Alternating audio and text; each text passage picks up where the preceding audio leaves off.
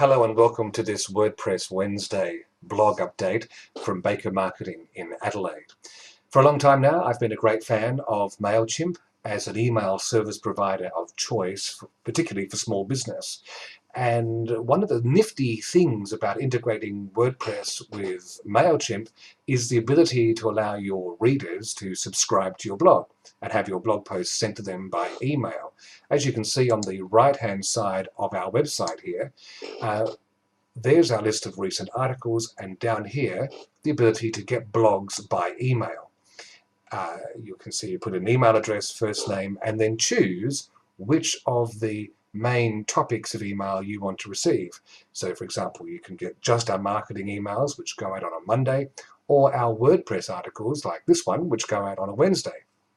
Excellent service, and people are making great use of it. Fantastic.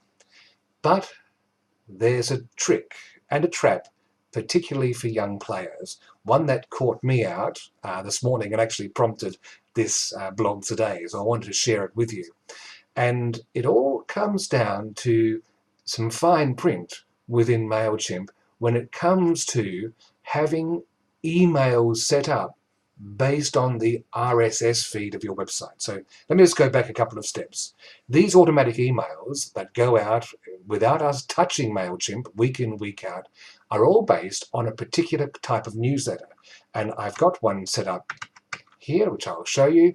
In the campaign builder within Mailchimp, we've got one based on an RSS feed. Now, an RSS feed is the output of the blog content of your website, WordPress or others, but in particular WordPress, where you've got a blog part of your site. Your content is able to be broadcast via an RSS stream, which means mainly the titles, the body, and the content get shared out and can be siphoned and displayed elsewhere on the web. Excellent here, because Mailchimp can suck in the stories that we publish, turn them into a newsletter, and send them out to subscribers automatically. But the one thing that really attracted me to this service was this line down here. We'll only send if there's new content. So here's what's happened. We give people the chance when they sign up to choose to only get the marketing newsletters on a Monday or the WordPress ones on a Wednesday. So we have two RSS newsletters set up in Mailchimp. One of them scheduled to go every Monday morning at 10 a.m. and its job is to look into the blog, find the latest story, which will be a marketing-based blog story, and send it out to that part of our Mailchimp list that has ticked the marketing box. All good. On Wednesday, it automatically goes in, and we know the most recent story will be the WordPress story, and it sets up an RSS newsletter to go out to anyone who's ticked the WordPress box. Here's the trap. This morning, for a whole host of reasons, I was late with publishing my WordPress blog. So I missed the deadline. Not to worry, I thought, because Mailchimp here will only send this new content. But guess what?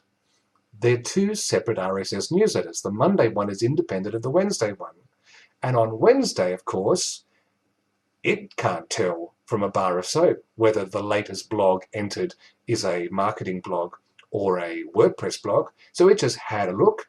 It saw there was a new piece of content since the previous week, and so bundled and dressed it up as a WordPress Wednesday newsletter and sent it out to everybody, giving people a surprise, a little bit of deja vu, which is always a nice feeling to have anyway. Makes the world a safer place. But it uncovers a little trick behind the scenes if you're getting a little bit too complex for the Mailchimp system. So what I'll do this afternoon is send out a newsletter manually, heaven forbid, with this particular blog post and video within it to alert anyone else who is going to be clever with their email subscribe options on their website and allow people to choose by preference and then have those preferences captured in separate lists behind the scenes in Mailchimp. For those of you who are using this in a very simple way, where all you do is put in your email address here and you get any email that has come out if there's a new blog doesn't matter what it is, I don't think you have to worry too much, because if there had been no new blog published since the week before, nothing would have gone out, no one would have worried. It's only because we're trying to be that little bit smarter and give people more control over what they want that we discovered that the lovely Mailchimp monkey has a cheeky side. So until next week, all things will return to normal, and good luck in using Mailchimp on your WordPress site.